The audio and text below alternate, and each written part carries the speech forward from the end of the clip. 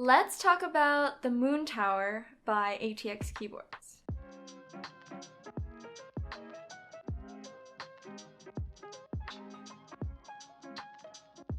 It is a 60% keyboard that features a O-ring pressure fit gasket mount. The Moontower was actually a passion project by ATX Keyboards, so I think there are only around 40 units of the keyboard produced. The keyboard was $425 and ran in the month of June, and I think it delivers sometime in September is when I received this board to build.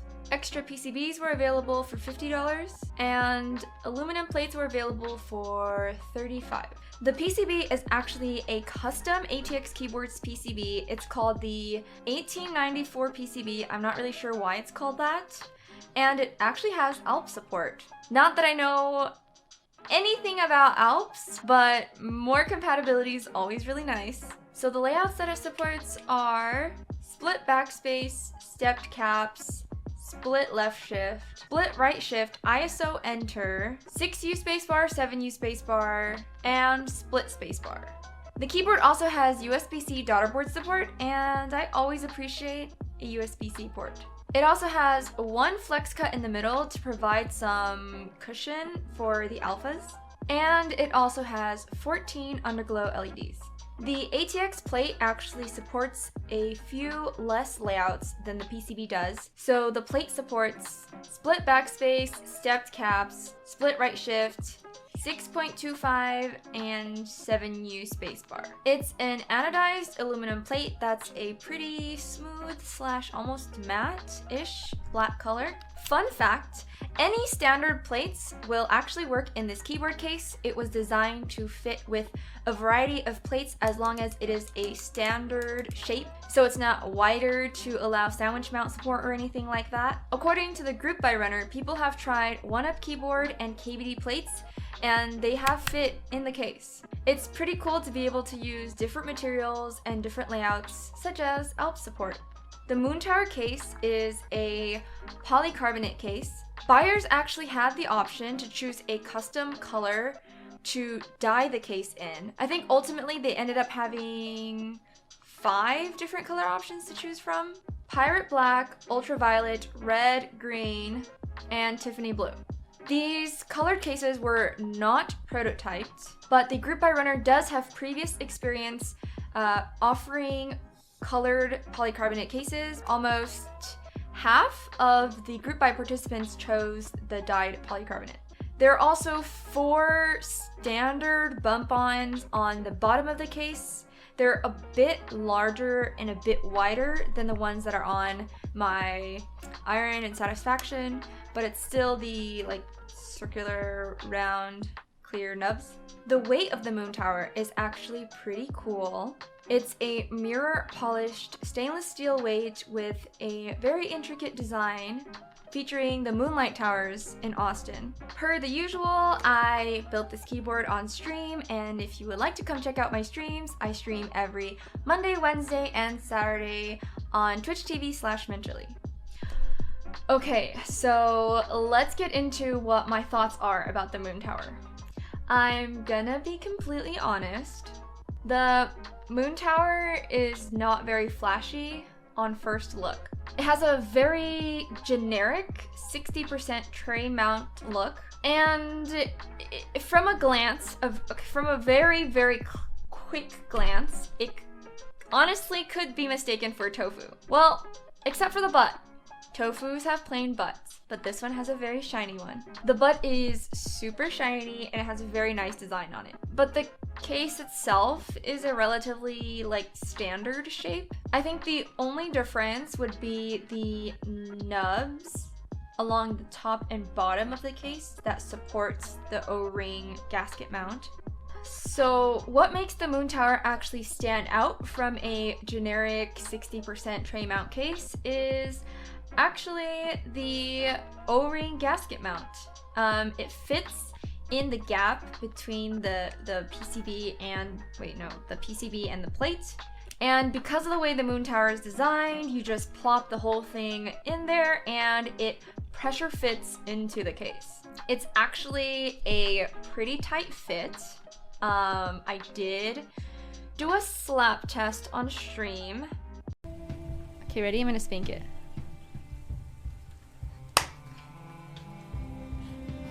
How hard can I hit polycarbonate? How hard can I hit it before it cracks? You know, I don't think it budged. Well, see, this thing still has the seal on, so it's fine. Hey, this is really cool. Congrats. Yeah, I did that, but at least you know that your keyboard is super secure. The pressure fit is actually not even the nicest thing about the keyboard. It provides this generic looking case with an amazing typing experience. It has a very comfortable, moderate sound, and it's very, very cushy because of this mounting system, unlike a regular tray mount, which is very stiff, very uneven, and people typically don't have a good experience on tray mount keyboards. They're good, but it's not what you would describe a like nicer premium experience or whatever you want to call it. So here's a quick sound test just to share what the keyboard sounds like. The keycaps are SA Bliss Uniform Profile, which is the first round of the keycaps. The round 2 is actually running right now. If you're interested in keycaps that pretty much look like this but is in sculpted SA Profile, please check out the link down below to join in the group buy. I love Thocky keyboards, and I think that the SA keycaps make Moontower sound amazing, so please enjoy the sound test.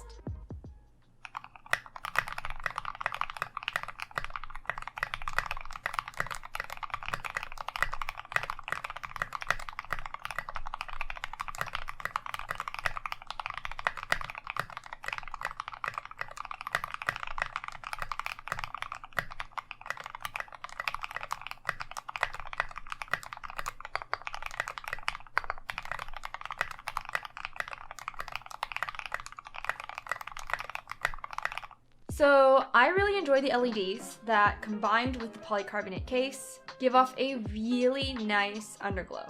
It's a perk of a polycarbonate case to be able to diffuse light really well. I prefer polycarbonate cases for underglow because I feel like sometimes with metal cases it's kind of hard to get a nice glow unless they're specific cutouts like in the Pandora.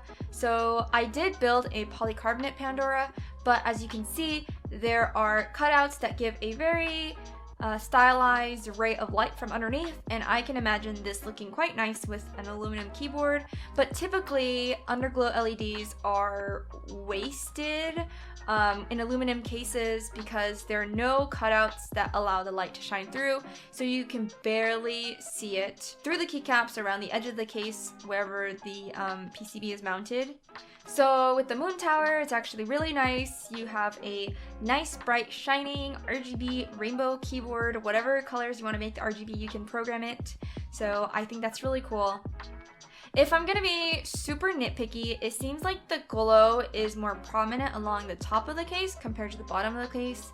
And I'm assuming that's because there's like something about the surface area and like science, and I'm not really sure on the details. I am not a keyboard designer, but I think because the top face of the keyboard is actually larger, it allows a wider surface area for the light to shine through, which means that the bottom of the keyboard, like the part that faces you, is just a little bit more dim, and the sides of the keyboard are also a little bit lacking in the light.